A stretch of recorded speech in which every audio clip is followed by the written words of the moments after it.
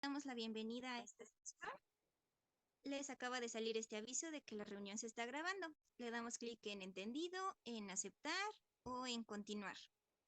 Por favor, a partir de este momento se activa la sala de espera. Esta sala de espera solamente vamos a dar acceso hasta las 8:15. Si por algún motivo la aplicación los llega a sacar, les pedimos que les avisen a sus coordinadores. Sin más preámbulos, les damos la bienvenida a este tema 10, el texto original de la Biblia, impartido esta ocasión por Javier Munguía Gómez, evangelizador de tiempo completo de nuestra arquidiócesis de Toluca y perteneciente a la pastoral profética de nuestra arquidiócesis. Adelante, por favor. Muy buenas noches a todos. Pues gracias en primer lugar por esta oportunidad que, bueno, pues el Padre me ha encomendado dar en relación a este tema que vamos a ver el día de hoy. Vamos a iniciar con una pequeña oración. No sé si hayan hecho alguna oración. Vamos a invocar al Espíritu Santo para que esta sesión pues sea a través de Él nos ilumine y podamos nosotros de alguna manera estar a la expectativa en relación a este tema. En el nombre del Padre, del Hijo y del Espíritu Santo. Amén. Ven, Espíritu Santo, y llena los corazones de tus fieles, y enciende en ellos el fuego de tu amor. Envía, Señor, tu Espíritu, y será renovada la faz de la tierra. Oh Dios, que has iluminado los corazones de tus hijos con la luz del Espíritu Santo, haznos dóciles a sus inspiraciones para buscar siempre el bien y gozar de su consuelo. Por Jesucristo nuestro Señor. Amén. En el nombre del Padre, del Hijo y del Espíritu Santo. Amén. Pues nuevamente bienvenidos a este tema. Trataré de compartir de alguna manera pues algo de lo que desde mi conocimiento pues he ido teniendo en esta parte de la cuestión de la Biblia. Y pues iniciamos en este momento con esta parte de este texto original de la Biblia. Y como introducción, pues bueno, está en el material que ya por ahí ustedes tienen. Empieza con esta pregunta en dónde están los originales de la Biblia. Y ciertamente, pues podemos decirlo de una manera bien concreta, pues no existen los originales como tal, así de una manera autobiografiados, autógrafos, sí, prácticamente escritos como tal, con una biografía específica dentro de estos textos de cada uno de los libros, y que por obvias razones pues no existen ningunas como tal. Y es que relativamente pues la explicación es muy sencilla, como ya lo va indicando el manual, pues en, en el primer momento cuando se ponen por escrito en diferentes tipos de materiales, pues obviamente pues no iban a durar mucho tiempo, ¿no? Entonces, estos materiales, pues por obvias razones, se fueron degradando, se fueron haciéndose prácticamente, pues podemos decirlo hasta polvo, ¿no? En ese sentido. Pero de esta parte, pues lo que sí nosotros debemos de entender es que hay copias y de esas copias, algunas son muy antiguas y que de las cuales van a respaldar todo este testimonio de lo que son los documentos bíblicos. Y podemos entonces ver por un lado, cuáles son los soportes de esta escritura en la antigüedad. Recordemos que dentro de esta parte de nuestra escritura como humanidad, pues bueno, se ha ido teniendo diferentes momentos, diferentes formas de cómo plasmarlas. Podemos a lo mejor irnos un poquito muchísimo más atrás, cuando pues no teníamos los materiales que hoy tenemos, ¿no? Y que de alguna manera pues eh, sería difícil imaginar cómo plasmaron precisamente los escritores antiguos esta, esta parte de la escritura, ¿no? Entonces, dentro de eso, pues podemos ir viendo los primeros vestigios de esa escritura y que pues están ahí los asirios, los babilonios, pues, de los cuales pues nos llegan precisamente estas primeras formas de manifestar esta parte, ¿no? Y que podemos decir que ahí en el sur de Babilonia, de los sumerios, pues, van a ser considerados estos los inventores de la escritura, ¿no? Estamos hablando aproximadamente en el año 3500 antes de Cristo. Y esta forma de escritura en las que ellos de alguna manera pues van a plasmar todas esas ideas, todos esos testimonios, toda esa historia, pues lo van a emplear precisamente con materiales bien complejos hasta, podríamos pensarlo hasta el día de hoy para nosotros, ¿no? En donde ellos empleaban precisamente tablillas de arcilla fresca, en la que pues se imprimían esos signos que utilizaban un punzón que deja una marca así en forma de cuña y de ahí el nombre de esta escritura primera, ¿no? La cuneiforme, en donde prácticamente pues eran formas, no eran tal cual así como letras que hoy los conocemos, sino que eran distintas formas, figuras que pues manifestaban diferentes ideas, ¿no? La, la misma, de las figuras en las mismas ideas iban marcando precisamente muchos acontecimientos en ese sentido, ¿no? Y que ese tipo de material, pues obviamente para poderlo, para poder manifestar estas figuras, pues precisamente tenían que ponerlo fresco, este tipo de material, y que después se dejaban al sol para que pudiera secarse, o al fuego mismo para que precisamente pues tuvieran esa consistencia, esa dureza y pudieran permanecer, ¿no? Y así podemos irnos entre una y otra viendo ese tipo de materiales que van utilizando estos primeros eh, hombres de estas culturas y que nos van a ir manifestando precisamente esos vestigios, ¿no? Después vendrían también más adelante los egipcios que más o menos aproximadamente entre los años 3000 pues van a utilizar también otro tipo de elemento, otro tipo de material, y aquí pues prácticamente va a diferenciarse un poco más de esta arcilla que utilizaban los babilonios, ¿no? Aquí los egipcios van a utilizar una plana elaborada con las fibras del papiro aplastadas, enlazadas, y luego embadurnadas con una pasta de almidón para darle uniformidad, para poderlo trabajar en esta parte, ¿no? Y este va a ser así como que la base para lo que hoy conocemos, lo que es nuestro papel, ¿no? Va a ser como que es la parte fundamental de cómo se va a sacar después este material que nosotros conocemos ahora como papel, ¿no?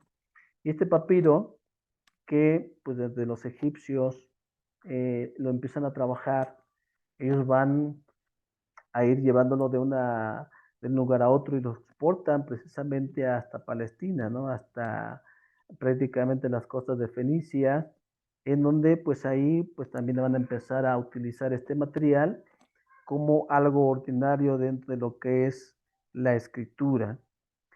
Tiempo después, pues más adelante, en el siglo II antes de Cristo, los hebreos van a conocer a través de los persas este material más consistente y pues, a la vez también más caro, ¿no? Es decir, otro de los materiales que se va a utilizar dentro de esas escrituras, pues ahora va a ser un poquito más complejo el trabajo, ¿no? Y van a utilizar ahora la piel de ovinos, que va a ser curtida y pulida, ¿no? Y de ahí que precisamente este material pues va a utilizarse en, en esta cultura hebrea, pues dependiendo también igual de las mismas realidades en las que cada lugar se tenía, ¿no? Entonces, aquí, en este lugar llamado Pérgamo, en donde prácticamente hasta el año 100 se va perfeccionando, se trabaja en esta ciudad y de ahí el nombre de Pergamino, ¿no? Entonces el pergamino se va a hacer en esta parte algo básico para esta escritura en la cual prácticamente ellos van a ir trabajando dentro de todo lo que es ya parte de una escritura ya más concreta, ¿no? Y ahí en la carta de San Pablo a Timoteo, pues hace énfasis en este material, ¿no? En donde prácticamente, pues, eh, eh, ya en su momento, pues están trabajando precisamente este material para esta escritura y poder hacerlos llegar precisamente a las iglesias nacientes en su momento, ¿no? Entonces, todo este material podemos decir que va a ser base fundamental para toda este vestigio que se va a ir precisamente transmitiendo dentro de lo que es esos textos bíblicos. Entonces, las hojas de papiro y de pergamino, pues bueno, se van a ir utilizando para ir formando rollos, van a ir haciendo así como una especie de combinación, en donde prácticamente pues van a ir trabajando más estos materiales, ¿no?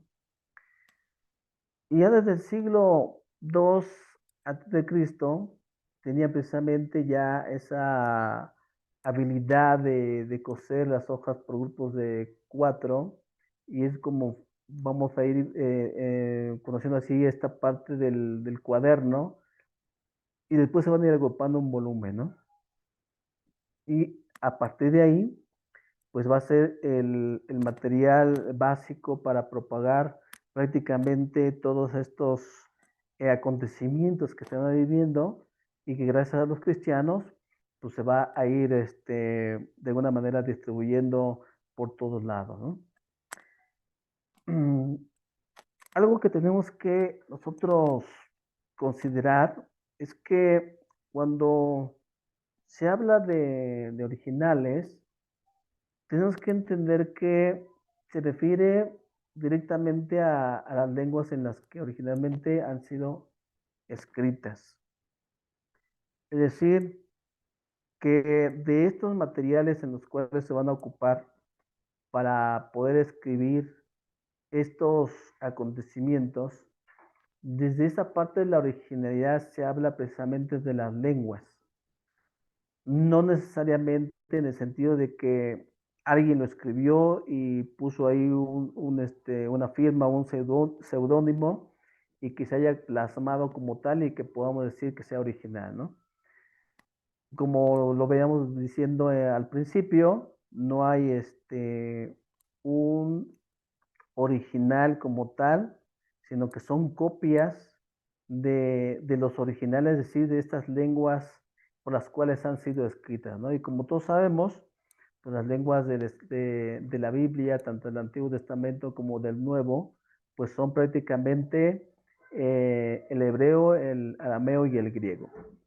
Y según el caso, pues todos aquellos que de alguna manera, o más bien aquellos que han traducido todo ese tipo de documentos, pues se van a basar generalmente en estas originalidades de lo que es la lengua como tal. Por eso, estos manuscritos de, de los que se tienen memoria o de los que se tienen ahí, de alguna manera, eh, podemos decir de una manera física, eh, la mayoría en todo lo que es de la parte hebrea, los manuscritos hebreos, pues datan del siglo X después de Cristo. Es decir, que son algunas copias que van a tener un poquito más de tiempo en el sentido de que después de lo que se ha escrito, ¿no? O sea, de, de esa parte en la que pues prácticamente se ha escrito. Y generalmente cuando vemos precisamente de esa disposición de estos textos, vemos que cada uno de ellos tiene una característica muy especial, muy específica de quién es el que los traduce y demás, o más bien quién los copia desde los originales, ¿no? Y vemos que de estos manuscritos, pues a partir de, más bien en el año 1896, se va a descubrir allí en el Cairo, en una de las cámaras, pues unos 200.000 fragmentos, entre ellos el hebreo, el libro del eclesiástico, que solo se conocía en la traducción griega. Y estos manuscritos, pues van a datar también algunos del siglo, entre el siglo VI y el siglo VII después de Cristo. Es decir, hay varias copias, perdón, en donde estos escritos pues están ahí como vestigios, ¿no? Y en este sentido, pues podemos ver que si se han copiado de los originales, en teoría pues, estamos hablando de lo que es la lengua y demás, podemos entonces empezar aquí a cuestionarnos algunas situaciones como que un poquito complejas, ¿no? Es decir, que si no tenemos ningún original de ninguno de los libros, ¿qué tan seguros son las copias y versiones que hoy tenemos? Es decir, ¿cómo podemos saber precisamente que de esas copias pues, sean los originales, ¿no? Y es bien curioso, bueno, en ese sentido, ver ese tipo de cuestiones, porque si nosotros nos vamos, por ejemplo, de los escritos antiguos de la historia, vamos, no hablamos en sí mismo de lo que es los mismos escritos bíblicos. Si, por ejemplo, nosotros quisiéramos ver eh, algunas obras de épocas muchísimo más anteriores, o más bien, sí, vamos a poner que son de historia universal, por ejemplo. Es decir, si nosotros hablamos de un documento que es histórico, vamos a llamarle un autor, ¿no? Por ejemplo, Homero, que le escribe un documento que es precisamente el de la Ilíada, ¿no? Y este documento, pues aproximadamente se dice que se escribió 800 años, más o menos en el año 800 antes de Cristo. Y dentro de este documento, o más bien de este libro, de esta obra, la copia que data de este documento, de este libro, surge más o menos aproximadamente unos 400 años antes de Cristo. Es decir, que la diferencia de años entre el escrito original y una copia de ella se van dando más o menos 400 años, ¿no? Y dentro de esto van a surgir ciertos números de copias de ese mismo libro, ese mismo autor. Entonces, dentro de lo que es los escritos bíblicos, hay también elementos por los cuales, cuando hablamos de copias, hablamos también que tiene ciertas particularidades, tiene ciertos elementos que de acuerdo a esas traducciones o a esos escritos, a esas copias que se van a ir dando, deben de compaginar entre una y otra para ver si realmente es verídico o no esa copia. Entonces, ¿qué es lo que quiero dar a entender con esto? Que cuando hablamos precisamente de estos escritos, de qué tan fiables son precisamente estas copias o versiones que hoy tenemos, pues tendríamos que ver aproximadamente cuántas versiones, cuántas traducciones, cuántas versiones tenemos precisamente de los documentos bíblicos, ¿no? Porque además aquí podemos encontrar, por ejemplo, divergencias en los textos y que hasta cierto punto, pues los copistas, pues pueden darse incluso ciertas libertades mínimas con el fin de aclarar y mejorar algunos textos según su punto de vista, de completarlos o adaptarlos a la situación que se estaba viviendo, ¿no?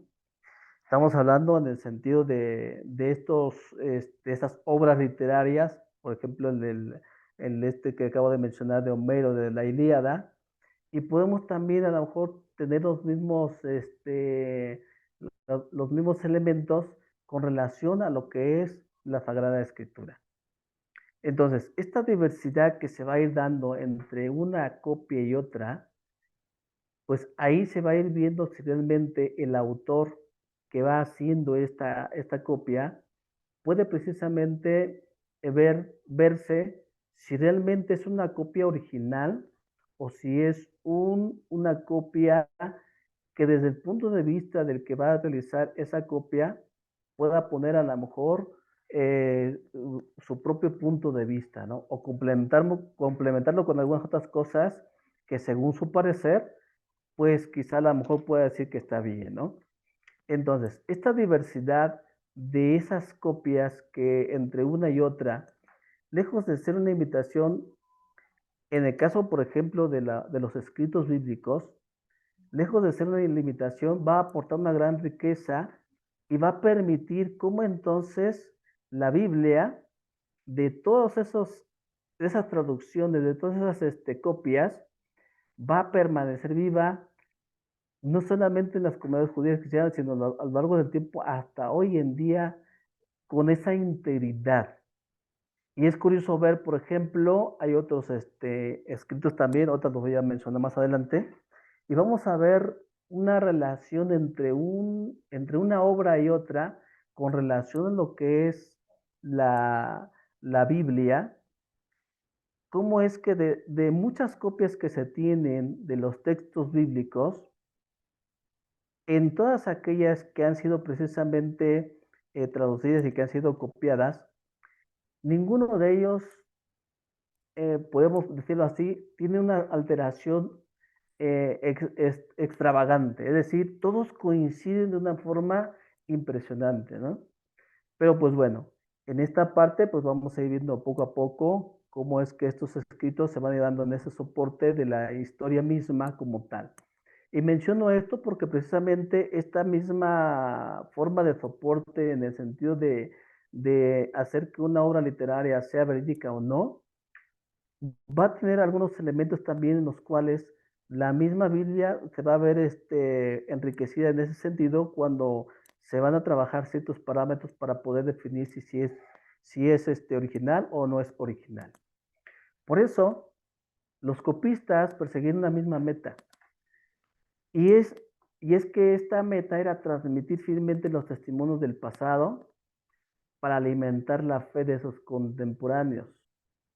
Y eran escrupulosamente fieles y lo esencial de los textos está bien establecido, pues las alteraciones son mínimas.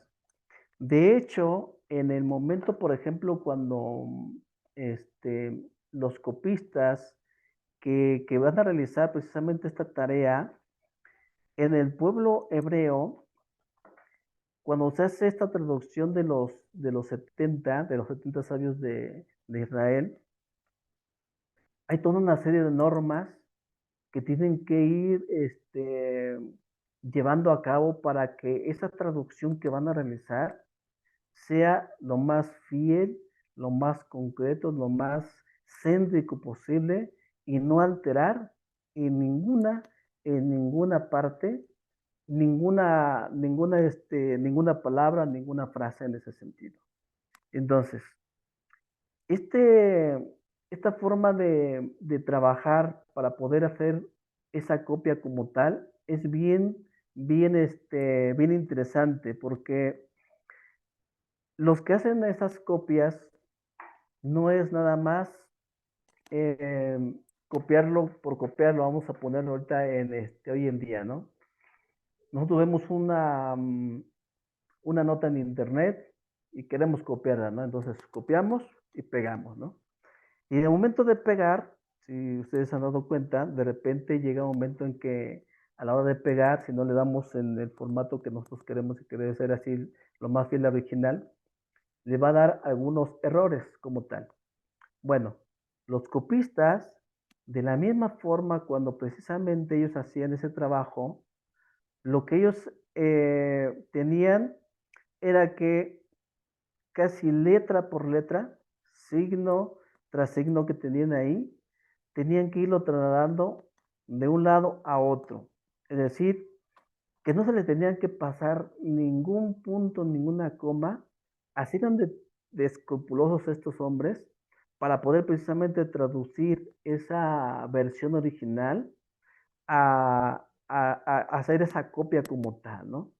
Entonces, ellos tenían prácticamente, eh, como le decía, normas bien concretas. Y por ejemplo, si en la parte hebrea se manifestaban solamente en su originalidad sí, textos solamente con consonantes, imagínense cuando empiezan a traducir esto ya a, este, a otros textos, pero ya con vocales. Estos hombres lo que tenían que hacer era precisamente poner otros signos arriba de esas vocales para decir que del original ahora se colocan precisamente otras letras, pero que esas letras, esa es la adicional a lo que es el original. Entonces, eran tan escrupulosos en ese sentido que cualquier letra que ellos podían poner en cualquier texto, tenían que hacer referencia a ellas. Es decir, no podían inventar ninguna otra palabra, ninguna otra letra, si ellos de alguna manera pues no daban señales de que efectivamente eso no correspondía al original. Entonces, esa parte es interesante ver cómo precisamente estas traducciones que ellos realizan, pues van precisamente dándole esa forma bien concreta para decir que sean los originales como tal, ¿no? Entonces, para ellos era muy importante eso, transmitir fielmente esos textos tal cual como parecían y como lo habían precisamente leído en su momento, ¿no? Y no cualquiera lo puede hacer. Tenían que ser gente conocedora, gente precisamente capaz de poder transmitir todas esas ideas, esas frases como tal, ¿no? Entonces eran muy, pero muy estrictos en ese sentido. Y es curioso, en la mayoría de las copias que se van haciendo, ya sea una u otra en diferentes épocas, las alteraciones que vamos a encontrar entre una y otra son realmente mínimas, o sea, extremadamente mínimas. Hay una, hay una especie de, así como si fuera una copiadora, ¿no? De que tal cual como lo copiaron, ahí está, ¿no? Entonces, dentro de todas estas copias que se van dando, pues hay algunas que sí tienen precisamente ¿cómo podemos llamarle? Ese peso histórico, esa importancia, esos elementos que de alguna manera pues nos hacen válidos ante cualquiera, ¿no? Y dentro de esas copias antiguas de las originales de la Biblia, pues encontramos varias. Entre ellas, pues está ahí el papiro Ryland, llamado también el papiro de San Juan. Y papiro está fechado entre los años 120 a 130. Algunos historiadores lo van a situar en el 125. Y este contiene precisamente los fragmentos del Evangelio de San Juan. Y en este fragmento del Evangelio de San Juan, curiosamente hay algunos textos solamente. De hecho, si ven ahí la imagen, me parece que esa es bueno, más bien ese es el fragmento del papiro de Ryland, en donde prácticamente de un lado está, si no me equivoco, el capítulo 31, 30-31 de la parte del anverso. Y el del reverso tiene precisamente el capítulo 33 y 34 más o menos, aproximadamente estos dos textos, más bien esos tres, cuatro textos bíblicos, ¿no? Entonces, este es el más antiguo, es la más antigua copia que existe del Nuevo Testamento. Y una copia que ha sido precisamente, como ya lo comentaba hace un momento, copiado lo más original posible. Hay otra copia que es precisamente la del Códice Vaticano. Este es un manuscrito en griego del siglo IV después de Cristo, y esta contiene prácticamente en su totalidad el Antiguo Testamento.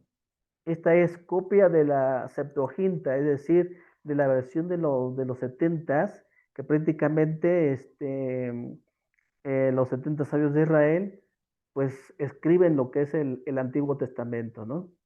Y prácticamente también contiene en su totalidad la, la del Nuevo Testamento. Actualmente esta copia o este códice está en el poder de la Biblioteca Vaticana, y que desde el 1475 ya estaba precisamente registrado en ella, cuando se realiza obviamente en ese entonces también un gran inventario de obras. Otra, otro códice pues va a ser el sinaítico. Este fue encontrado aproximadamente en el año 1844 en el monasterio de Santa Catalina, al pie del monte Sinaí, por este hombre llamado Konstantin von Tischendorf, algo así, ¿no? No sé muy bien el alemán, pero bueno. Ese es un manuscrito griego que data del año 350 después de Cristo. Y en este contiene gran parte del Antiguo Testamento, también es copia de la Septuaginta o de la versión de los 70, y también contiene casi en la totalidad el Nuevo Testamento. Actualmente este códice sinaítico pues, se encuentra en la Biblioteca Británica de Londres, ¿no? Tenemos otra copia que es precisamente esta del Códice Alejandrino. Este es el más completo de estos tres famosos manuscritos. Y este contiene prácticamente casi completa todo el Antiguo Testamento. Igual que los otros, pues es una copia también de la Septuaginta, ¿no? En griego. Y en esta sí contiene todo lo que es la totalidad del Nuevo Testamento. Esta data del siglo V después de Cristo. Y pues bueno, ahorita está en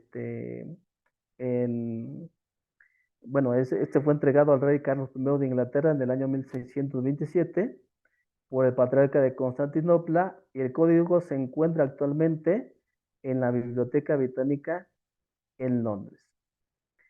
Entonces son estos de los más, podemos decir, de los más importantes, de los más completos que podríamos, por ejemplo, ver en esa parte, ¿no? Y también está uno que se llama Código perdón, Códice de Leningrado, que es parte de lo que es, o más bien es el manuscrito más completo de la Biblia hebrea, y este fue escrita en el Cairo cerca del año 1010, en algunos que van más o menos manejando las fechas, y actualmente está en exhibición en la Biblioteca Nacional de San Petersburgo, en Rusia, de ahí el nombre, ¿no? De Leningrado.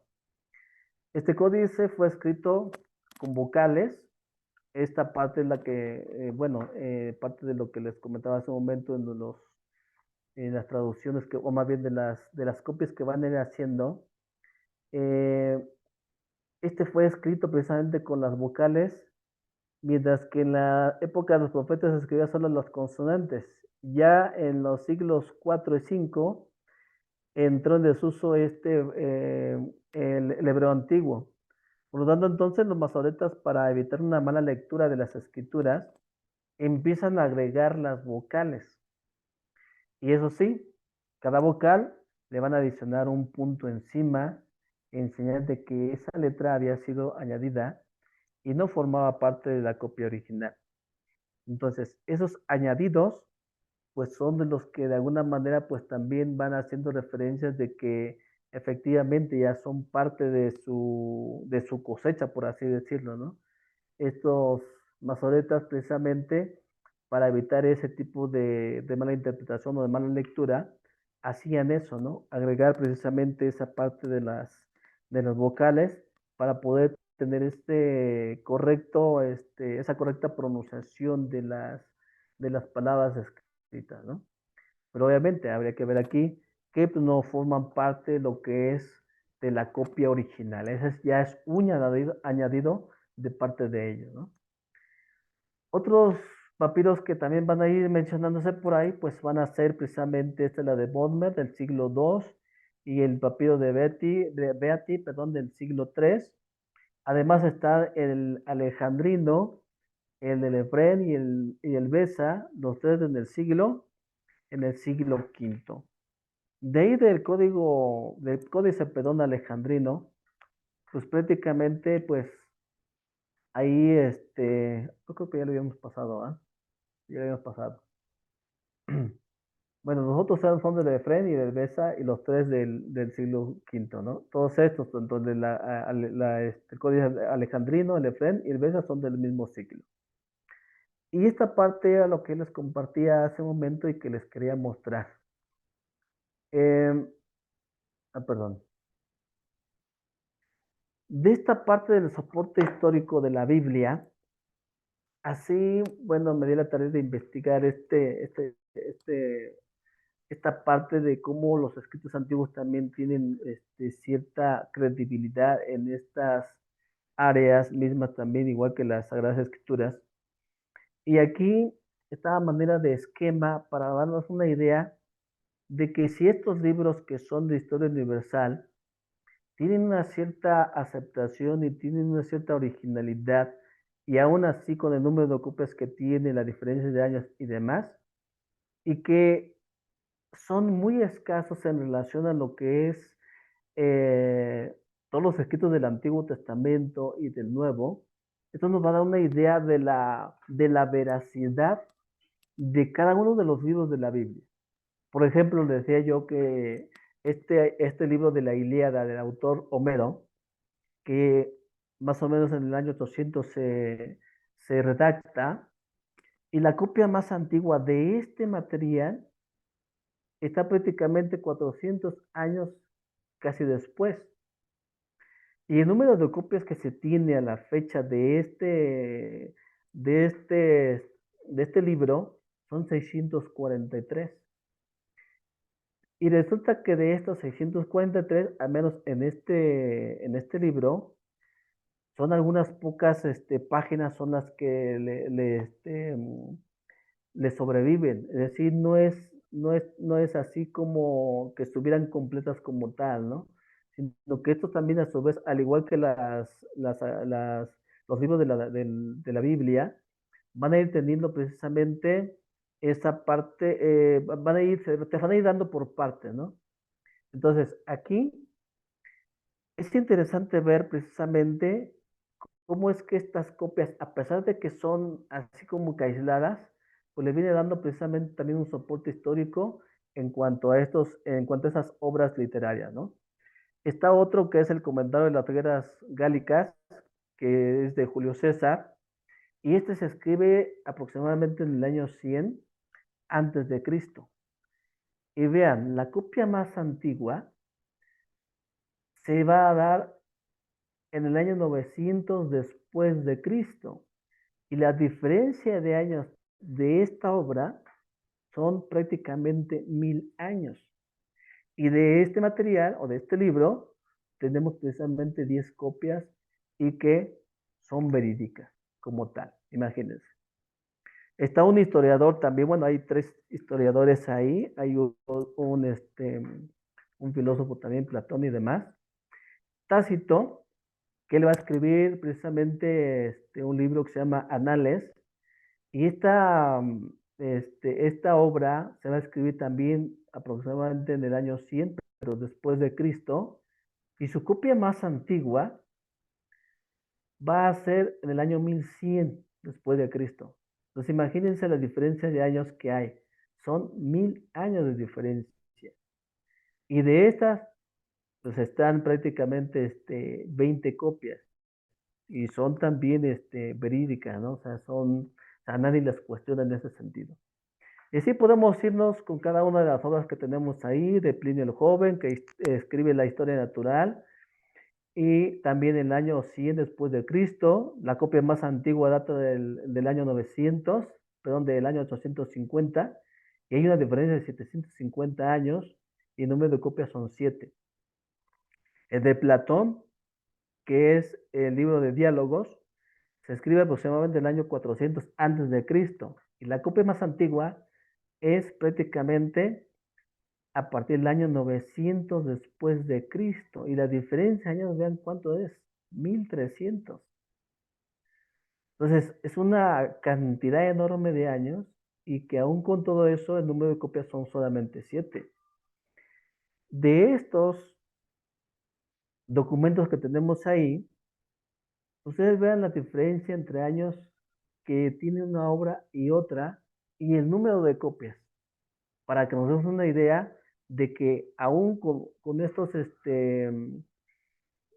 elementos que tenemos aquí de estas obras, tiene una veracidad hasta el día de hoy.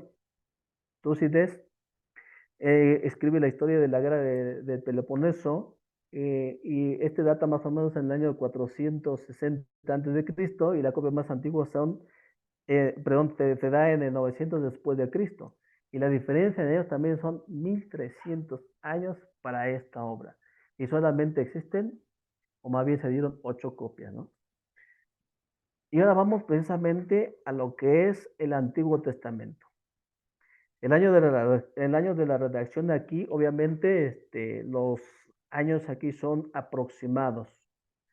Algunos historiadores hablan que todo lo que es el Antiguo Testamento se empieza a escribir a partir del reinado del rey David, por ahí en los años 1000 antes de Cristo más o menos, hasta el año 100 antes de Cristo, ¿no? Entonces, prácticamente son como 900 años ahí que pasan de lo que es la escritura como tal, de la tradición oral. Obviamente estamos ubicándonos en el siglo XIX, más o menos, 1850, por ahí algunos historiadores lo van a ir ubicando en esas fechas, hasta el año 1000, ¿no? La tradición oral. La tradición escrita, que prácticamente es el Antiguo Testamento, estamos hablando que es entre el año 1000 y el año 100 antes de Cristo. Algunos otros lo dan aquí 1445, 135, o sea, la diferencia ahí en cuestiones de años, hay en los historiadores un poquito de problema por ahí, ¿no? Pero el punto es este. De Antiguo Testamento, es decir, de todo el libro del Antiguo Testamento, la copia más antigua de uno de los fragmentos data del año 625 antes Cristo. Entonces la diferencia en años son 820. Y todo lo que es el Antiguo Testamento, estamos hablando que se da más o menos en el año 100, donde se termina prácticamente todo. Aquí nos ubican en el 135. Es una diferencia entre el fragmento que prácticamente se escribe en el 625 al 135, que son 820, hay años de diferencia. En relación a otros son 686 años de diferencia. Pero vean el número de copias que de alguna manera pues van sacando más o menos, también son aproximados, obviamente, puede haber más, puede haber menos, no sé, pero el punto es que del total de estas copias, por lo menos del Antiguo Testamento, tenemos 2.600.000 páginas en total en idioma original, de todo lo que es el Antiguo Testamento. Y de aquí tenemos aparte, es decir, en otros idiomas, alrededor de 45.000 copias del Antiguo Testamento. Vuelvo a lo mismo, puede ser más, puede ser menos. Y es curioso ver que esta cantidad de copias, curiosamente, todas coinciden. Es decir, no hay una diferencia enorme entre una copia y otra de ese tipo de escritos, y que Curiosamente, todas estas copias que se dieron han sido copiados precisamente del original. Es decir, esta parte del ser es muy escrupuloso para traducir precisamente el texto original era de una forma bien impresionante, porque precisamente lo que ellos, como ya veíamos hace un momento, lo que a ellos les interesaba es transmitir fielmente todo ese escrito, ¿no? Y luego vamos, por ejemplo, al Nuevo Testamento. El año de redacción, después de la muerte de Cristo, se va dando más o menos 20 años después, entre el año 50 al año 100, más o menos. Y de ahí, pues prácticamente eh, la copia más antigua que se va dando ahí se va a dar en el 114 después de Cristo, son los fragmentos, ¿no? Y que prácticamente son 39 años solamente de diferencia, ¿no? Va a haber precisamente de los libros hasta el de 200 después de Cristo, y ahí hay diferencias solamente de 100 años. Y todo el Nuevo Testamento, de las copias más antiguas, se va a dar en el 250 después de Cristo, y ahí prácticamente estamos hablando que son 150 años de diferencia solamente. Y todo el Nuevo Testamento, la primera copia que se da, va a realizarse más o menos en el 325. Y de ese año a este son 225 años solamente. Si lo comparamos con los libros históricos de la literatura universal, que tienen cierta variedad en ese sentido, en relación con lo que es el, la Biblia en sus dos partes, tanto en el Antiguo como en el Nuevo, hay una diferencia menor en años. Es decir, que hay una fidelidad todavía más, podemos decir, a lo mejor hasta un 100% más de todos los demás escritos. ¿Eh? Y vean, dentro de esta parte de los números de copia, solo del griego, son 5.686 manuscritos parciales o completos. Y estamos hablando de completos del Nuevo Testamento. Hay 10.000 reproducciones de la Vulgata en su idioma original. Imagínense lo que es eso. 10.000 reproducciones. 10.000 que han copiado eso con la misma originalidad, con el mismo sentido, con la misma esencia. Híjoles, es impresionante ver esta parte, ¿no? Eso sin contar tampoco, por otro lado, que se ha hecho más o menos 9.300 en otras lenguas. Y eso estamos hablando en otras lenguas y también de la misma forma, ¿no? Con toda la originalidad posible. Y eso agréguenle que hay 20.000 copias parciales completas del Nuevo Testamento que sobreviven. Entonces, si hacemos toda una suma de todas estas copias que se han dado de lo que es el Antiguo Testamento y el Nuevo, es impresionante la cantidad de copias que se tiene para darle un soporte histórico a todo lo que es la Biblia. Es decir, que en toda la historia de la humanidad no hay un vestigio que no sea la Biblia con una mayor veracidad en cuanto precisamente a esta cuestión de historia, de literatura y demás. Es una impresionante cantidad en ese sentido de lo que precisamente pues se ha hecho con ella, ¿no? Y que curiosamente pues en muchos lugares pues parecía ser que la Biblia no tiene un peso histórico en ese sentido, ¿no? Y eso estamos hablando de los que se han hecho, ¿no? Ahora imagínense todos los que, bueno, en esa época, por así decirlo, ahora imaginémonos hasta el día de hoy cuántas y cuántas y cuántas copias se han hecho en ese sentido, ¿no? Y de ahí que precisamente pues se van a ir dando diferentes versiones, que así como el manual lo va a ir llevando. Vamos a ir conociendo entonces diferentes eh, formas de cómo lo van a ir transmitiendo, ¿no? Y esas son las versiones de la Biblia, de las cuales precisamente, pues hasta nuestros días nos ha llegado, ¿no? Y aquí como versiones de la Biblia, podemos nosotros entender que son las traducciones hechas a otras lenguas distintas de aquellas en las que se escribieron los libros que la forman. Y de ahí, agréguenle a todas las Biblias que se han hecho en diferentes traducciones en todas las épocas, ¿no? Pero pues, como ya vimos, no existen originales de ninguno de los libros canónicos de la Biblia. Las actuales ediciones en las diversas lenguas son traducciones de las distintas versiones que existen. Y de ellas, pues podemos ir viendo algunos que en cualquier caso, pues dentro de esas traducciones, lo que se busca precisamente, al igual que las copias que ya hemos ido viendo de los códices y demás, pues la traducción debe ser fiel, fiel al espíritu y a la letra del original. ¿Para qué? Para mostrarnos todo el resplandor de la palabra de Dios. Aunque esté expresadas en palabras humanas, recordemos que el Dei Verbum nos va a decir precisamente esos elementos, ¿no?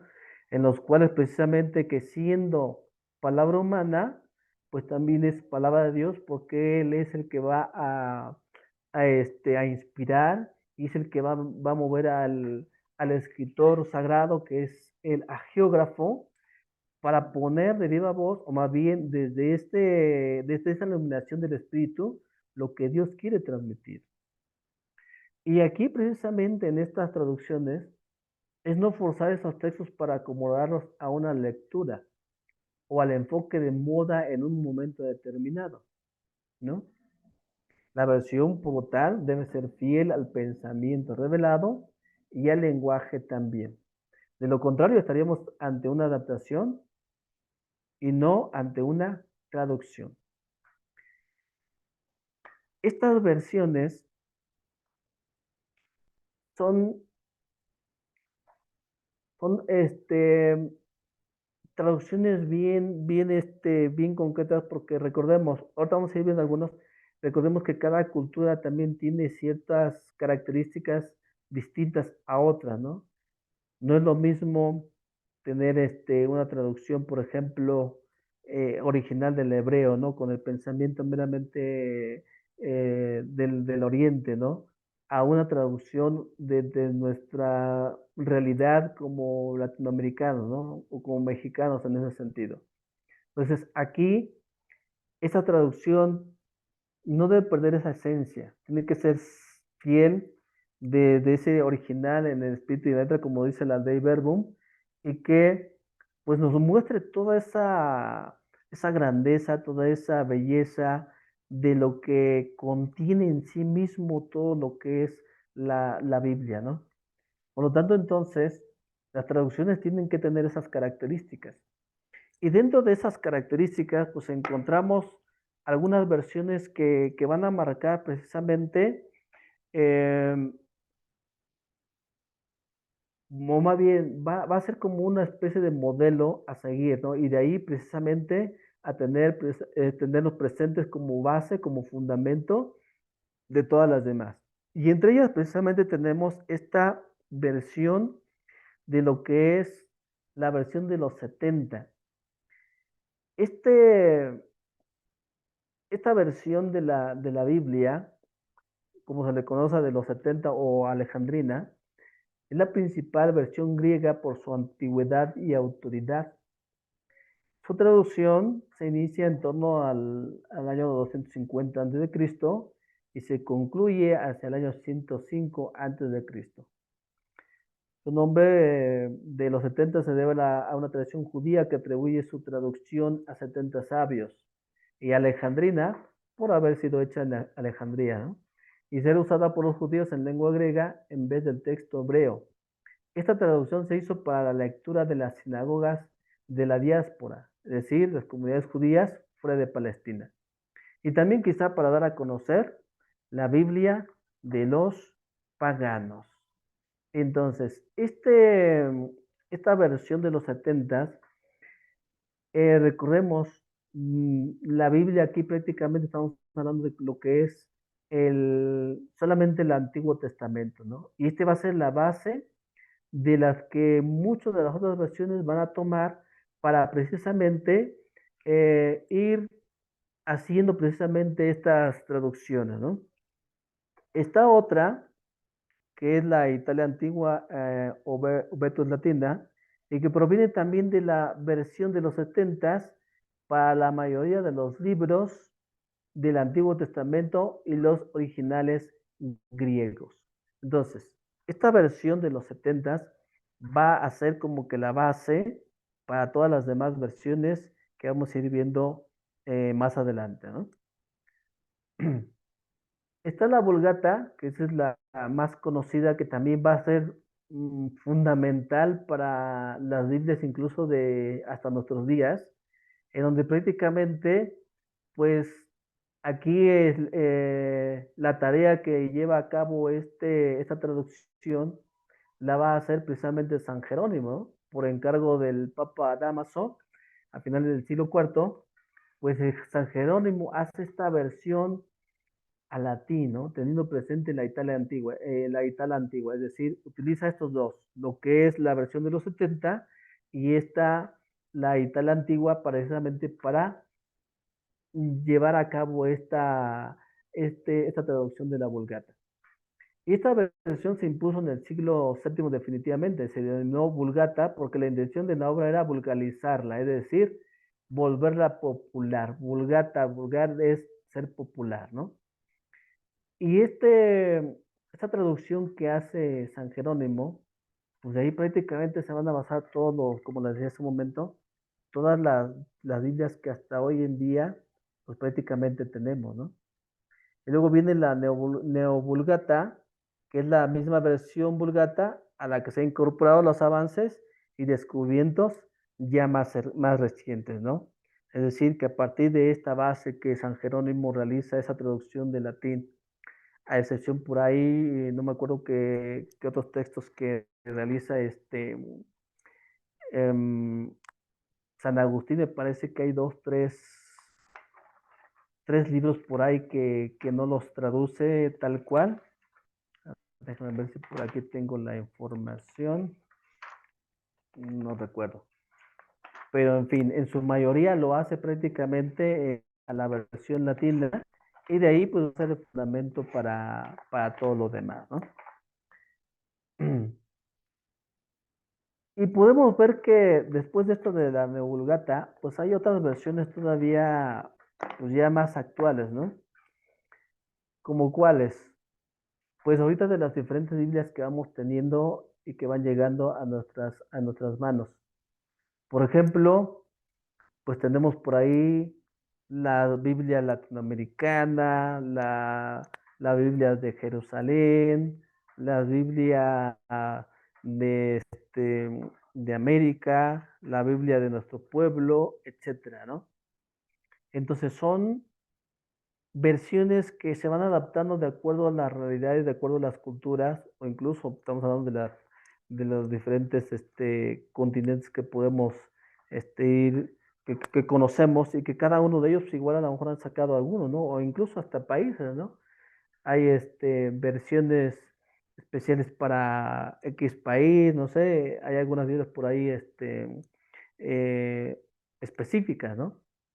Por ejemplo, apenas no tiene apenas como unos 4 o 5 años, 5 o 6 años más o menos, que sacaron una versión de la Biblia de la Iglesia en América, por ejemplo, ¿no? A lo mejor algunos de ustedes ya lo conocen por ahí, en donde prácticamente pues ya todas las conferencias de todo el continente americano, curiosamente en esa traducción de la Biblia, participa todo el continente. Entonces, son versiones que se van llevando a cabo eh, para un uso particular, en este caso, por ejemplo, para América, ¿no? Y esta Biblia, pues, está bastante interesante porque, como les digo, ¿no? Hay un equipo especial que se forma para llevar a cabo esto y que llevan años, muchísimos años para precisamente presentar una versión de este tipo, ¿no? Y bueno, no sé qué otras versiones ustedes conozcan, pero precisamente, pues en este tipo de traducciones, pues hay varias Biblias, ¿no? Está la misionera, está la de los jóvenes, está la de América, está incluso la Latinoamérica de Jerusalén, ¿no? Y bueno, muchísimas versiones que de alguna manera, pero todas estas están basadas precisamente en de la Vulgata, ¿no? En donde precisamente eh, unen todas sus raíces de esta versión latina y que de ahí prácticamente, pues obviamente sabemos que se ha tomado desde los originales, que es griego y hebreo, griego y arameo, ¿no? Entonces, estas versiones, pues ahí están. Y de ahí podemos tener infinidad de, este, de Biblias o de traducciones que a lo mejor hemos conocido. Incluso hasta hay versiones ecuménicas, ¿no?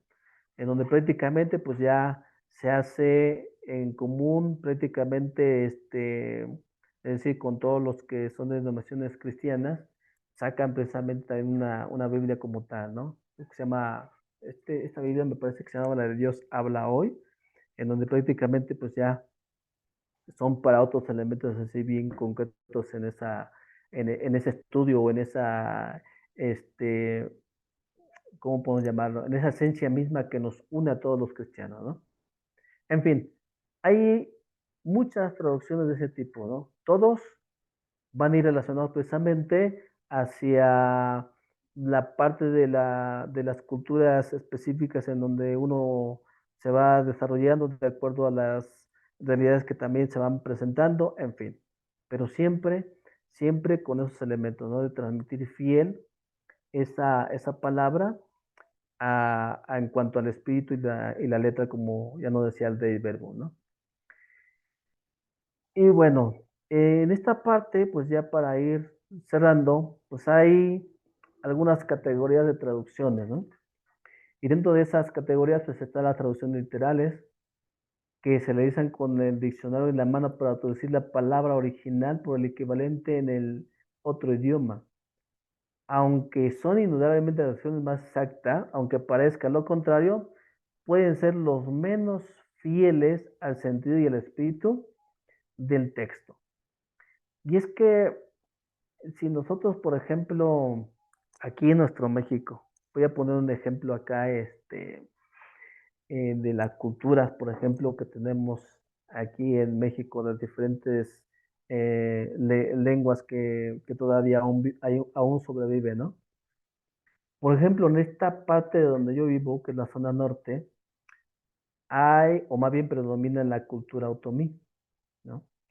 Entonces, dentro de esta cultura, hay palabras que difícilmente son traducidas y que contienen una profundidad enorme y que no hay palabra en español que podamos nosotros de alguna manera traducirla para expresar todo el contenido, toda la profundidad de esa palabra.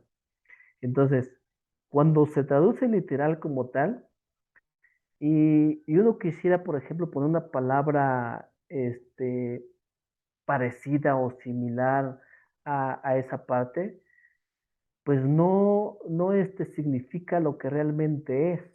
Y eso va ahondando precisamente el sentido y el mismo espíritu de lo que se está queriendo transmitir. Dentro de las traducciones literales es algo que puede pasar también, ¿sale? Que sí, pueden ser más exactas como tal, pero pues no transmiten lo que es en sí misma lo que se quiere expresar, ¿no? Entonces, estas categorías de traducciones, pues se tiene que tener en consideración eso, puesto que dentro de las normas de las traducciones hay toda una serie de, este, mm, de ciencias que se tienen que ver para poder precisamente traducirlas en ese sentido, ¿no? Esta es la otra que son traducciones equivalentes dinámicas. Procura ser tan literales como sea posible, pero ajustándose a las expresiones gramaticales y a la actualidad de la lengua de destino. Esto es como, por ejemplo, No sé si alguien ha escuchado, por ejemplo, no, yo creo que sí, alguien ha leído el libro este de Cervantes de Saavedra, ¿no? Don Quijote de la Mancha. Entonces, imagínense el original que este hombre escribe, ¿no?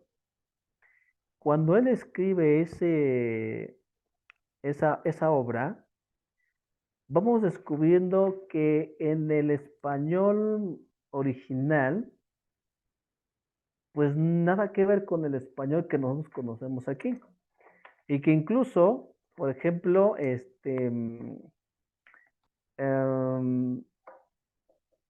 a ver, voy a leer un pedacito de esa obra para que vamos viendo más o menos cómo va esta parte de las equivalencias dinámicas, ¿no? O sea, aquí nos dice que procura ser tan literales como sea posible, pero ajustándose a las expresiones gramaticales y la actualidad de la lengua de destino. Fíjese lo que dice en una parte de este texto original. Dice, en un lugar de la Mancha, lo voy a leer tal cual como está, para que más o menos se den una idea. Dice, en un lugar de la Mancha, de cuyo nombre no quiero acordarme, no ha mucho tiempo que vivía un hidalgo de los de lanza en astillero, adarga antigua, rocín flaco y galgo corredor. Una olla de algo más vaca que carnero, salpicón las más noches, duelos y quebrantos los sábados, lantejas los viernes, algún palomino de añadidura los domingos. Consumían las tres partes de su hacienda. El resto de ella concluían sayo de velarte, calzas de velludo para las fiestas, con sus pantuflos de lo mismo. Y los días de entre semana se honraba con su vellori de lo más fino. Fíjense, ese es el texto original de la obra. Ahora imagínense en el español actual. Dice, en un lugar de la Mancha, de cuyo nombre no quiero acordarme, vivía no hace mucho un hidalgo de los de lanza ya olvidada, escudo antiguo, rocín, flaco y galgo corredor. Consumían tres partes de su hacienda, una olla con algo más de vaca de carnero, ropa vieja casi todas las noches, huevos con torrenzos los sábados, lentejas los viernes y algún palomino de añadidura los domingos. El resto de ella lo concluían un sayo de velarte negro y para las fiestas calzas de terciopelo con sus pantuflos a juego y se honraba entre semana con un traje pardo de lo más fino. Si nosotros ponemos atención a este texto que les acabo de leer, pues lleva una equivalencia, o sea, está diciendo lo mismo sin perder precisamente esa, esa esencia de lo que quiere transmitir. Entonces, aquí, pues dentro de lo posible se va ajustando a las expresiones gramaticales de la actualidad y al público que se les va precisamente a destinar, ¿no? Entonces, dentro de esas traducciones equivalentes dinámicas, se tiene que llevar a cabo esta parte también, pero sin perder el sentido de lo que se quiere transmitir. A eso se refiere parte de estas traducciones equivalentes dinámicas. Y luego vienen las traducciones contemporáneas de la lengua. Dan como resultado textos de fácil lectura, pero corren el riesgo de caer en interpretaciones subjetivas del traductor. Es decir, que podemos leer, por ejemplo, cualquier libro de la Biblia, ¿no? Pero si lo leemos desde nuestra lengua contemporánea, corremos el riesgo de caer en interpretaciones bien terribles, o incluso hasta lo podemos tomar un tanto literal, ¿no? Porque lo que quizá a lo mejor leemos desde este texto, si nosotros lo quisiéramos tomar tal cual desde nuestro lenguaje, híjoles, pues simple y sencillamente vamos a perder el sentido en ese texto, ¿no? Y hay un sinfín de textos que podemos precisamente eh, caer en el error como los hermanos separados, ¿no? Los hermanos separados, ¿no? Que de repente está ahí los textos en donde, por ejemplo, cuando Dios prohíbe precisamente que coman carne de cerdo, ¿no?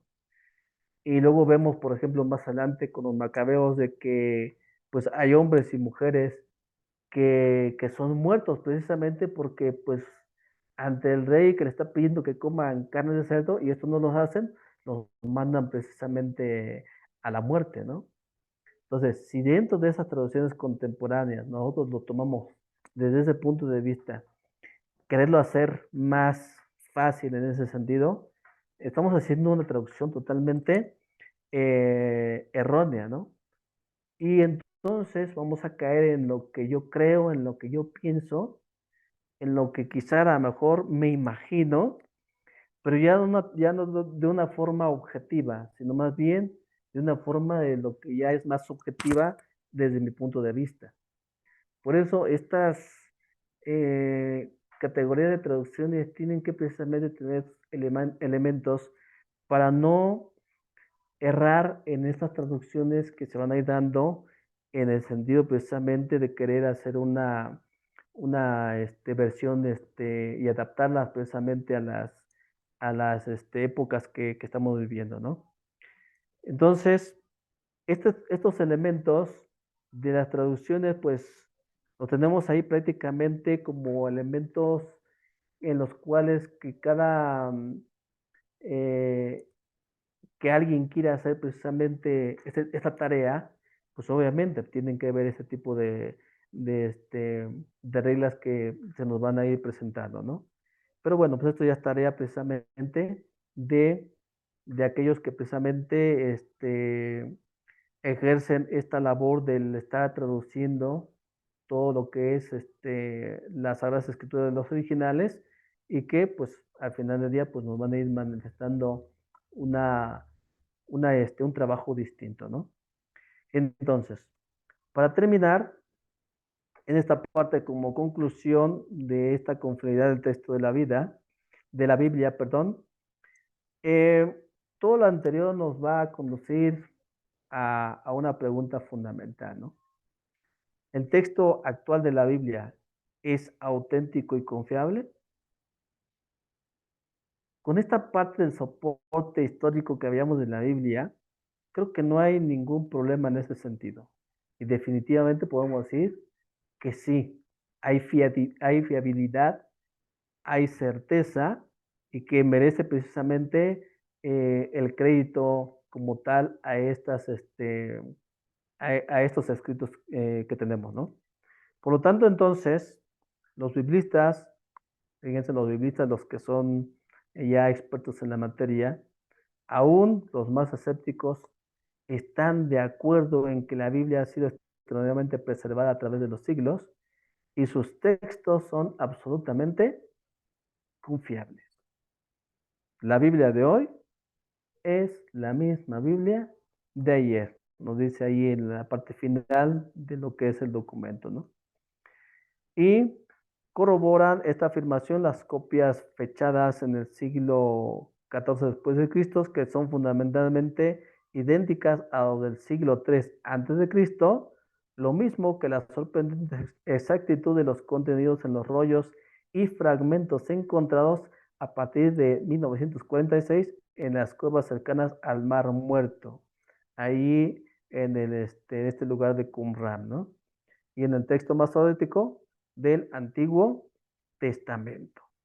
Entonces, como ustedes han ido viendo, todos los vestigios que tenemos y todos los descubrimientos que se han ido dando en relación a lo que son los, las copias de estos escritos bíblicos, en, en la mayoría de ellos, pues son verídicos y una y otra, tanto el anterior como el que se encontró después y al final, pues todos y cada uno de ellos tiene una fiabilidad concreta. Es decir, no hay duda en ese sentido de que esas copias han sido fieles en ese sentido, ¿no? Obviamente se han encontrado documentos que precisamente pues también contradicen ciertas cosas y que no tienen ese mismo espíritu por el cual precisamente todos los demás escritos han sido precisamente plasmados, ¿no? Entonces, como resumen, ya para terminar, podemos decir entonces que no existen los originales, es decir, que estén autografiados de ningún libro de la Biblia. Pero sí tenemos que tener en cuenta que hay copias muy antiguas y valiosas de los originales, como ya los hemos ido viendo, ¿no? Los manuscritos hebreos más antiguos de los que se disponían hace un siglo eran del siglo X después de Cristo. En los manuscritos, nos va a ir diciendo el texto, hay vida, pues los copistas siguieron fielmente sus fuentes, pero aportaron aquí y allá ligeras aclaraciones que terminaron por formar parte del texto, añadiendo, quitando o explicando alguna palabra que les resultaba dura. Lo que ya les comentaba hace un momento, ¿no? En esas adaptaciones o en esas añadiduras, pues también tenían que ellos colocar el por qué estaba ahí y si era del original o no. Los copistas entonces perseguían la misma meta, lo que ya veíamos hace rato, ¿no? Transmitir fielmente los testimonios del pasado para alimentar la fe de sus contemporáneos, que eran escrupulosamente fieles, y lo esencial de los textos está bien establecido, pues las alteraciones son relativamente mínimas. Por lo tanto, entonces, las actuales ediciones en las diversas lenguas son traducciones de las distintas versiones que existen. La tradición, como ya lo veíamos también de la Dei Verbum, debe ser fiel al espíritu y a la letra del original para mostrar todo el resplandor de la palabra de Dios, aunque esté expresada en palabras humanas. Y no forzar los textos para acomodarlos a una lectura o al enfoque de moda o en un momento determinado. Entre las versiones que existen están, ya los habíamos mencionado, la de los 70, las versiones latinas, y la antigua, la vulgata, la no vulgata, y San Jerónimo tradujo directamente del hebreo y del griego originales al latín. El Papa Juan Pablo II pues aprueba y comulga esta edición típica en el año 1979. Por eso, terminamos con esto, la Biblia ha sido extremadamente preservada a través de los siglos y sus textos son absolutamente confiables. La Biblia de hoy es la Biblia de ayer. Entonces, pues hermanos, en esta parte de lo que es este tema de las versiones, o más bien de la versión de la Biblia, pues ojalá y podamos nosotros ahondar un poquito más en relación a los textos que tenemos ahí como las lecturas complementarias, para podernos darnos una idea más concreta de esta originalidad de la Biblia, ¿no? De este soporte incluso histórico que fuimos mencionando y que nos tiene que dar esa certeza de que efectivamente todo lo que está escrito ahí en la Biblia, pues bueno, es el mismo de hace más de 3.000 años, 2.000 y tantos años, ¿no? Entonces, de tarea, pues ahí les comparto que pues las lecturas complementarias nos van a ayudar a ir profundizando eso y algunos elementos más por ahí que es para recordar, ¿no? Entonces, con esto prácticamente yo termino esta parte de mi intervención. No sé si hay algún aviso por ahí aparte, hermana Ingrid.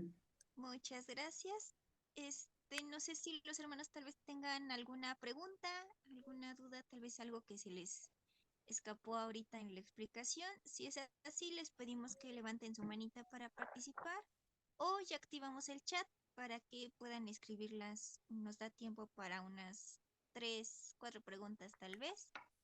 Por favor, hermanos, vamos a dar un minutito.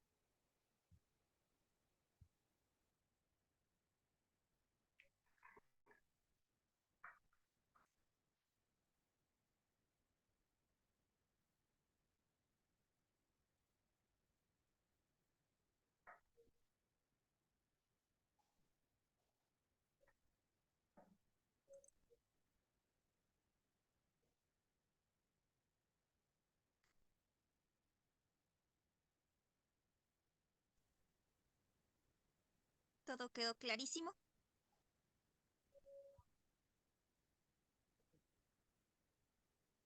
Las lecturas complementarias vienen en el manual que se mandó al grupo de los coordinadores y que los coordinadores les hicieron llegar a cada uno. Ahí están las lecturas complementarias.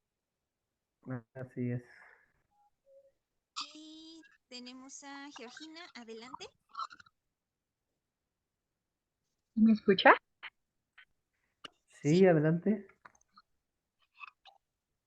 Únicamente para recordar un tema que ya nos habían dicho anteriormente también, que al elegir los textos que formen la Biblia que nosotros conocemos, se eligieron los que estaban inspirados por el Espíritu y los que no son considerados libros apócrifos, textos, perdón, apócrifos, y esos son los que no fueron tomados en cuenta, aunque también tratan de explicar, por ejemplo, el origen del mundo, como el Génesis y demás. Si el magisterio de la Iglesia en su momento los consideró que no eran libros inspirados por el Espíritu, eran parte de lo que ahora es nuestra Biblia.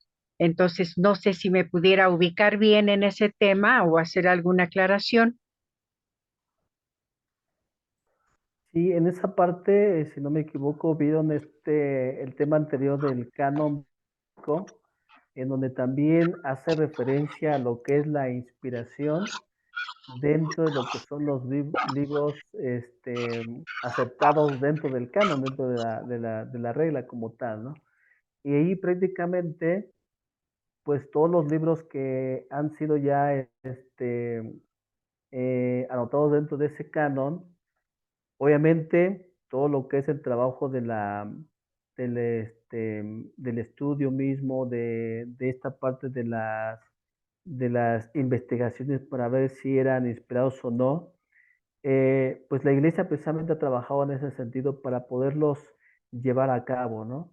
Entonces la inspiración va en esa línea de que a la geógrafo, precisamente Dios, desde su conciencia, va a ir precisamente poniendo en su pensamiento aquellas cosas que va a querer transmitir.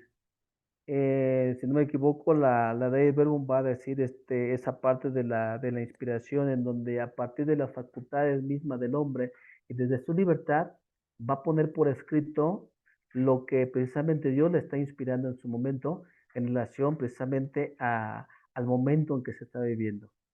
Entonces, esta parte de los apócrifos, ciertamente los biblistas han hecho toda una serie de estudios bien complejos para poder entender si es verdaderamente inspirado o no. Y dentro de eso, pues, obviamente, hay muchos elementos en los cuales consideran ellos para ya sea aceptar o para definitivamente descartarlos, ¿no? Y el hecho de que sean apócrifos quiere decir que están separados. No necesariamente podemos decir que sean documentos que sean incluso a lo mejor hasta herejes, ¿no? Incluso a lo mejor como parte de lo que es la literatura, puede ayudar mucho en esos casos, ¿no? Por ejemplo, ahí tenemos algunos casos de libros apócrifos en donde, por ejemplo, en la Biblia no se da a conocer ningún nombre de los reyes, ¿no? Y si en cambio, a esas alturas de nuestra época, sabemos que uno tiene el nombre de Melchor, Gaspar y Baltasar, ¿no? Entonces, ¿de dónde salieron esos textos? Digo, de esos nombres, pues obviamente de los apócrifos, ¿no? Pero pues eso no tiene mayor relevancia porque al final del día, el hecho de que estos tres reyes, que no sabemos si eran con esos nombres, lo que sí sabemos es que precisamente se encaminan a un encuentro, al encuentro con el Señor, ¿no? Y que no necesariamente el nombre como tal pues, tenga mayor relevancia, sino más bien el hecho mismo de llegar a ese lugar donde Cristo nace y que de alguna manera pues el acontecimiento que ellos precisamente van y comparten, pues bueno, les cambia la vida, ¿no? Entonces, cosas como esas, Otras también, por ejemplo, que son, que rayan incluso a lo mejor hasta en la parte meramente ficticia. Por ejemplo, en las películas, ¿no? Esta parte de la película de últimamente que salió, la de Noé, el arca de Noé, algo así. Pues de dónde salen todo ese tipo de cuestiones meramente ficticias, ¿no? Pues de los apócrifos. O sea, como literatura, como para poderse recrear un poco, pues está bien, pero pues al final del día no son inspirados, no tienen esa esencia que los demás escritos tienen y que quieren transmitir una verdad de fe. Ese sería el punto en ese sentido. Pero sí tendría que profundizar un poquito más en esta parte del canon para poder precisamente ver esa parte de la inspiración y poder obviamente entenderlo un poquito más. Gracias. Siguiente, Celina Guzmán. Adelante, por favor. Solamente una pregunta, padre. ¿Qué significa masorético? Los masoréticos son unas, es una especie de, ¿cómo podemos llamarlo? Como un grupo selecto en la época del pueblo de Israel. No tengo ahorita así el concepto como tal bien. Le erraría en ese sentido decirle como tal en sí que es, pero solo sé que es una especie de, más bien un grupo de personas en los cuales precisamente ellos están precisamente al servicio en ese sentido de lo que es la parte meramente de la cuestión de la religión, algo así. Le digo, no quiero darle más elementos porque igual a lo mejor voy a errar en ese sentido. ¿Sale? Gracias, padre. Y no soy padre, soy laico en ese sentido, soy laico comprometido, ¿sale? Por acá nos escriben ¿qué Biblia se puede sugerir a los niños de catequesis para los de 8 años? Y la Biblia que mencionaste de los jóvenes, ¿les serviría a los niños de 9 años? ¿O nada más es el lenguaje para jóvenes? Bueno, el de los jóvenes es propiamente con un lenguaje directamente para ellos. Para los niños, pues miren, hay varias versiones. Está uno que se llama si no me equivoco, se llama el Yucat, Biblia de Yucat, y están diseñados para niños.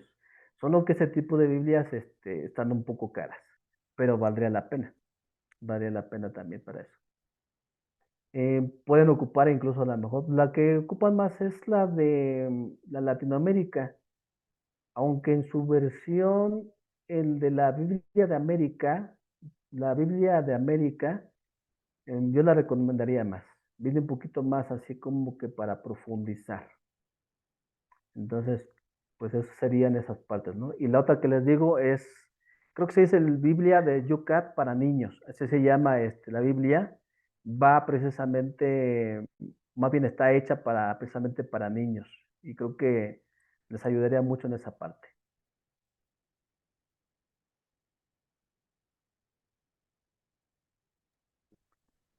Pues creo que eso es todo de preguntas por el momento. Muchas gracias por la explicación, por el conocimiento y pues por la atención que nos ha brindado en esta noche con este tema. Le pediríamos si nos apoya con una pequeña oración para terminar, por favor.